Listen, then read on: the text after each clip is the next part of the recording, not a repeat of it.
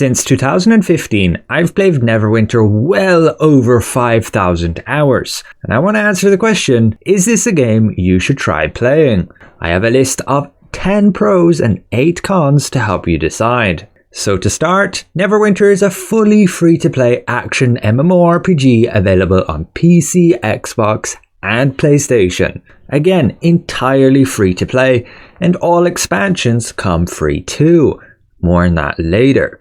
However, it is not crossplay, so if you have friends who play on consoles, it's currently not an option to play with them if you're on PC. It was released way back in 2013, and much of the story aligns very similar to the official D&D campaigns over the few years following that. You have some of the classic stories like going to Castle Ravenloft and fighting Strahd, descending into Avernus and confronting Zariel, and there's so much more. So for our first pro, the game still gets solid expansions 2 to 3 times per year. They come with generally entirely new maps, new dungeons or trials, and a ton of gear that you can use to upgrade your character further. Just last November, we got the latest expansion, Red Harvest Part 2, which brought the new 10-man trial against Saz-Tam and the new map Doom Vault Remains,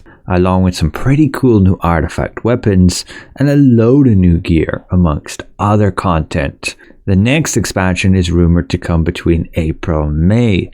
Now we'll jump to our first con, and that is the fact you can pay to progress. There is the Zen market where you can purchase this premium currency with real world money. And using that, you can get some items which does boost your character. Just keep in mind, all of this stuff you can get as free to play, whether by exchanging your astral diamonds farmed by, say, doing dungeons over to that Zen, or by simply purchasing the items that you could get here from other players via the auction house. But jumping to our second pro, you can always experience the latest expansion even as a new player. And this is because of item level upscaling. We can look at the latest campaign and you will get a boost. Regardless of your item level, you can access it, you can experience this content and play with all the other endgame players. And this gives you a massive jump up in terms of getting the new items from this area, getting all this starter gear, and so you can very much experience day one of a new expansion like everybody else. I highly recommend checking out my ultimate upgrade guide for module 32, and you'll get to endgame in no time at all taking advantage of this. But we jump to con number 2, and that's the fact there's loot box gambling in this game. So every few months they will release a new lockbox, and these need keys to open. These have a chance then to give you good rewards. Very nicely, the chance is clearly displayed in the tooltip, and there's the fact you will guarantee obtain a choice of the top new rewards after you open a certain amount. But nonetheless, this is still kind of gambling, and it's generally how you get new mounts and new companions. You obtain keys necessary here on the Zen market, but usually people will just get the keys via the BIP system, save those up like myself, ideally to 250, so even if I don't get lucky on any drops, I'll still obtain the top reward. And otherwise these give trade bars, which are a vital resource for progression in terms of upgrading companions and mounts. But you can get them via other means even if you don't have keys. But we'll jump to pro number 3. Every few weeks there's kind of fresh content. At least if you haven't played the game for a year yet, as when you look on the calendar, there's always upcoming new events, such as right now we have the Winter Festival, and they always add new rewards when these events come around. These are yearly things, so you're going to get the same idea with the event for the next year, just new items that you can obtain. But this kind of keeps the game fresh, especially if you have not experienced those events before. Additionally, they keep adding new battle passes every few months. This also gives you a bunch of extra rewards you can obtain just by doing usual content in the game, and you can pay some premium currency to obtain even more rewards.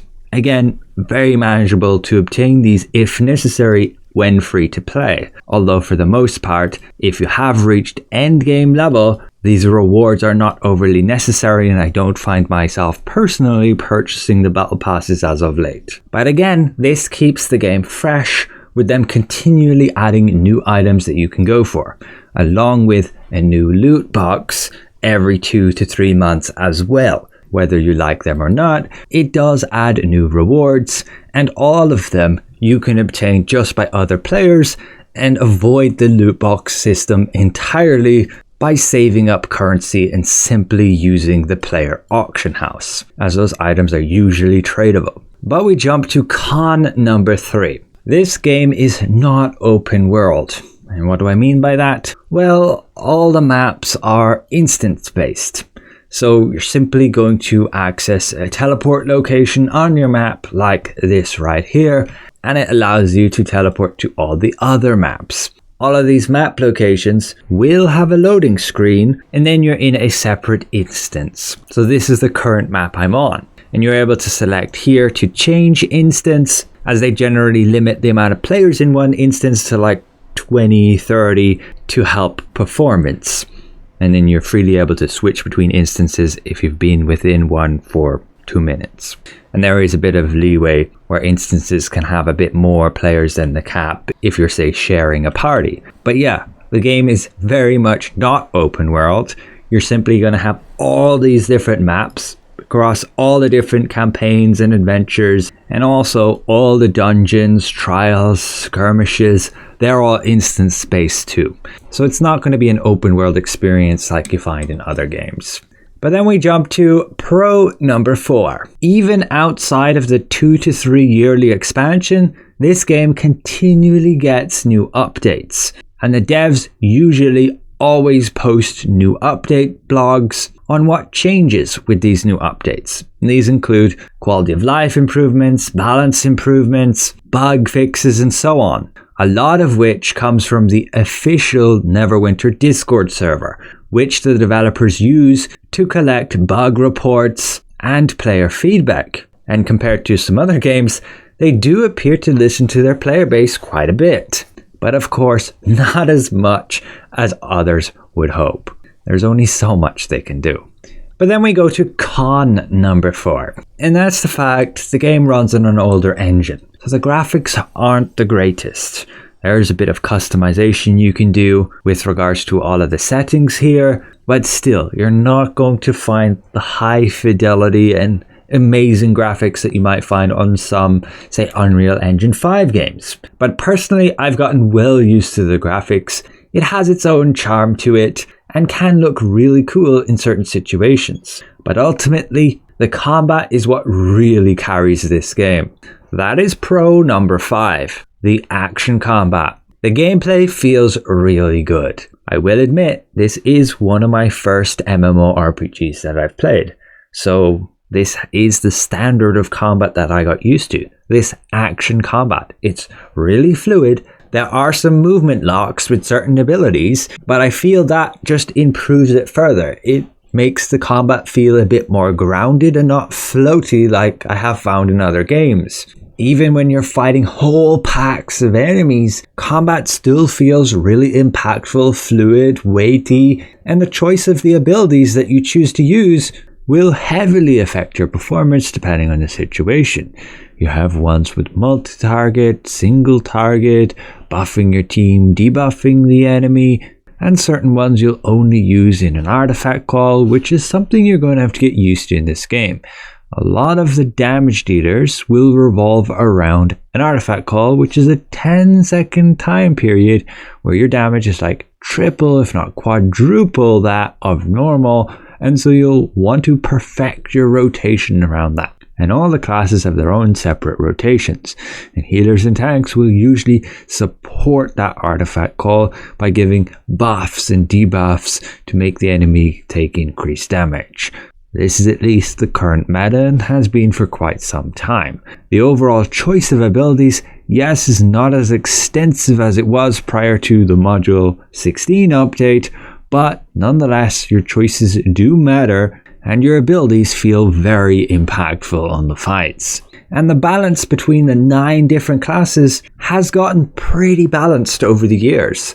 But I will very likely be posting a tier list soon, so if you're interested you can look forward to that. But we then jump to con number 5, and this is the fact the game has no true raids. This might be something you miss coming from World of Warcraft. The best it has are called trials, where you have 10 players, usually a composition of 2 parties, all beating up a boss together, and you will generally only have one boss, maybe some mob spawns, some different phases, but nothing to the majestic level like World of Warcraft, where you would have series of multiple bosses, a large area to explore and so on. So it might be something you miss versus those games. But yes, these trials, and they go up to the master level, maximum difficulty, which can be quite challenging for the majority of players, and require min-maxed character builds. But these need just 10 players, and the dungeons just 5.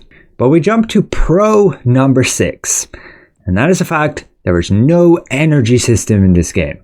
There's nothing that's going to really stop you just farming your dungeons over and over as many times as you want and grabbing the rewards at the end.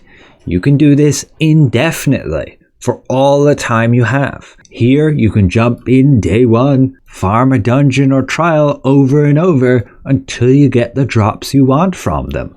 And there are collections here which generally show you exactly all the rewards that you can get from that content. The only drawback in this system is the fact you are very much reliant on chance on what you get from those chests.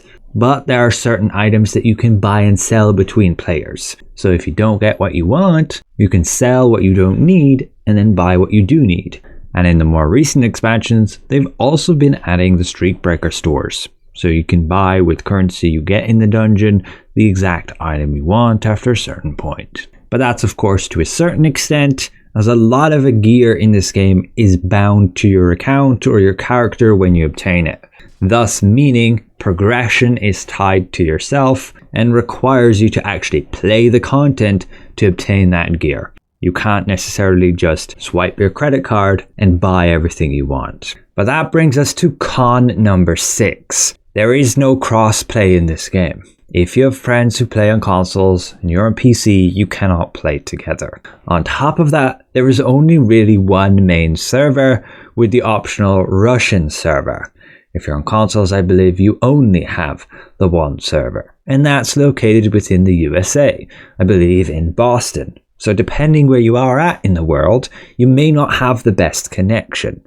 However, I found this game runs very well on even 150 ping. At least again, that's from my personal experience playing over 5,000 hours, and maybe I just got used to it. You might be used to much lower ping depending on the combat system of your game, and so you might feel that delay a bit more in this game. But I would say, like, dodge timing and blocking are usually pretty forgiving with regards to your server connection, and you won't necessarily find yourself dying to a red telegraphed area just because you don't have the best server connection. And on top of that, there's no, say, attack speed in this game, so you will always be attacking at the same rate.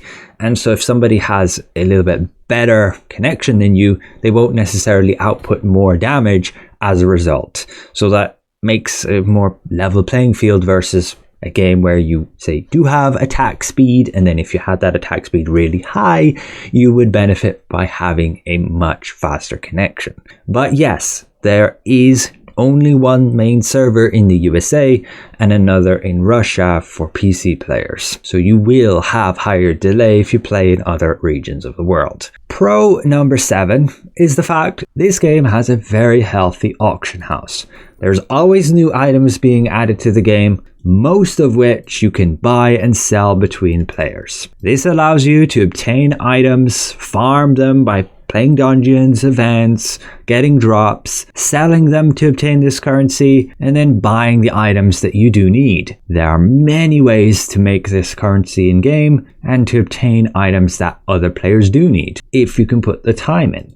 And again, as a free-to-play player, this is a huge positive, allowing you to obtain all the items in the game without having to spend any real-world money, despite others, yes, being able to do so. But that can be an advantage if you, say, have a wealthy friend, they join, they do have the option to swipe their credit card and catch up, allowing them to actually play with you rather than having to grind for months before they can. But we jump to con number 7. PvP is kind of dead in this game. That's not to say there isn't PvP content. There is actually plenty of activities you can do with PvP. And they can be a load of fun. Like guild versus guild, which is 20 versus 20 in Stronghold Siege. And then you have arena modes like Dominion. That's usually 5v5. There's a Battlegrounds, which is 10v10. But the different amount of maps is not exactly that diverse. And the big issue is there's no rewards for PvP right now. There was in the past a lot of incentive to play PvP, as you could obtain a lot of rewards by doing so. But right now it appears it's not the developers' focus. They continually add new items, which would mean they would continually have to put the work in to balance them for PvP. And it appears they're not willing to put that development time in, and so they're not giving any good rewards for PvP, because it would probably be a horrible mess if there's no balance. So yeah, don't expect to play PvP in this game, at least not outside a group of friends.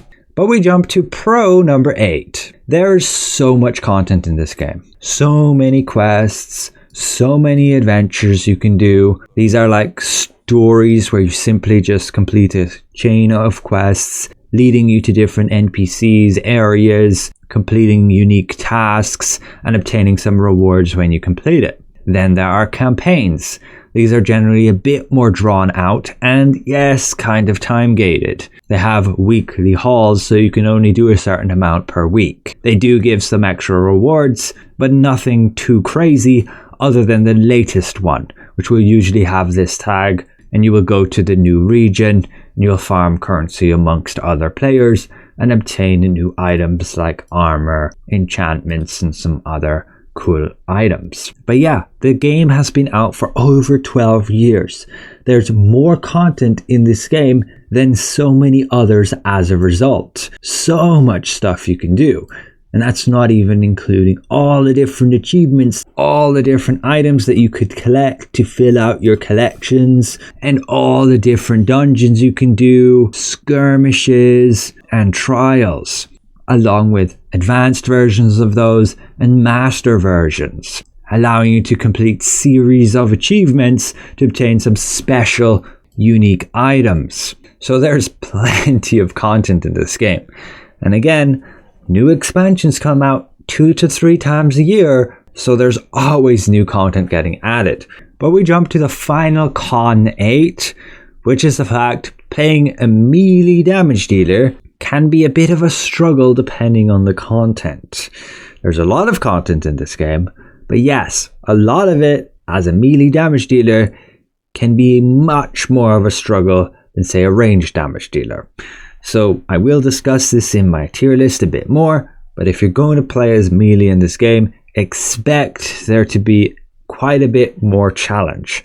The developers don't seem to balance melee versus ranged combat all that well in terms of, say, mechanics. A lot of the time it requires you to be away from the boss to complete a mechanic to, say, not die, and that loses a lot of damage uptime if you're a melee damage dealer. And this game does have pain giver boards, like DPS boards, so you can see the amount of damage you've contributed in a fight, and so everybody can see how good your performance is, and so they will compare you and they will look at that. And so as a melee damage dealer, you're going to have a much tougher time to compete versus the top players, but it is still very possible depending on the group and the content. But it's just something to be very aware of. Now we'll get into more details in, say, a tier list. I always see a lot of people complaining how new content's not friendly to melee DPS, so be aware of that before starting out in this game. But if you're up for the challenge, it is still so much fun. Like, I love playing my rogue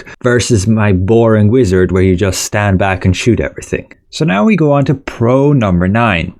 We kind of mentioned this already, but everything you can obtain in game, you can get it as free to play, regardless of the Zen market. You can get that Zen through the exchange, or you simply buy these items when players purchase them and list them on the auction house. But the concern can be the grind, and I have made upgrade guides, and it does kind of highlight that the grind can be a long one. The sheer amount of, say, raw astral diamonds you would need to fully max out your build.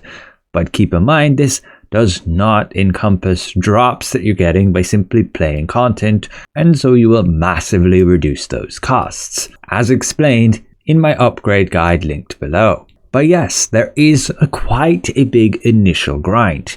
But the main purpose of this grind is to get into master content where you're not scaled and where you can obtain the pinnacle gear, the best of the best. But I will say, the average player, even with a maxed out character, will struggle in master content. It can take quite some time to learn these mechanics, gaining a lot of practice before you may complete with your group. And that ends up being quite satisfactory and rewarding when you do stick together and learn it and spend the weeks and then finally beat it. And at that point, you can then start farming it, getting all the drops, selling some, and just having fun with friends like that. So once you overcome that initial grind of getting all the mounts you need to fill out your stable, to get the bolster, same for the companions to upgrade all these, along with all your enchantments, once you do overcome that initial cost, it becomes very easy to keep up. And yes, as free to play. Outsiders do complain how this game is pay to win, and yes, people can pay to progress faster. But once you catch up to endgame, it's pretty easy to maintain at that level without spending a penny, without having to play day in, day out. But my character can still play all master content despite not having spent a lot of time playing in the last few months. So I will say this game is pretty friendly and pretty easy to keep up with updates and vertical progression, and you don't have to pay a penny in order to do so. But then we go to the final 10th pro, as we've now gone through all the cons, and that's playing alternate characters is actually quite a bit friendlier than other games. And that's because there are a lot of account-wide options. You have account-wide enchantments. This means all of these stat boosters you can have on all your characters if you just have one of it on this character. These can be quite the investment, so it's quite a relief you only have to do it once, and then on every single character you have them maxed out. Additionally, there are so many mounts and companions now that are also account-wide. Even some artifact set pieces, that's like neck and waist pieces, and then an artifact slot. All being account-wide, meaning if you obtain it on one character, you can have it on all your characters. Of course, there are still some things they could do better, especially in terms of gear, but there is still a lot of it that you can move via the shared bank, give to your alternate characters, and all things considered, compared to other games, it can be a lot easier to play multiple characters, and the benefit of that is to be able to play the other classes. There are 9 classes, and yeah, you're going to have to pick one, and there's no way to change your character's class other than just creating a new character with a different class. So that about sums it up. My list of 10 pros and 8 cons. What I would suggest is give the game a shot. Again, it's entirely free to play, so if you got some time, feel free to check it out and maybe you'll have some fun. Again, there's plenty of content, and if you enjoy the combat system, there is so much fun you can get playing all the different dungeons, trials, exploring via all the adventures, campaigns, and all the different maps that go with them. So I hope this helps with your decision in some way or another, whether you want to try out this game or not. So once again, a massive thank you to all my channel members for your extra support. Thank you for watching, and we'll see you guys around.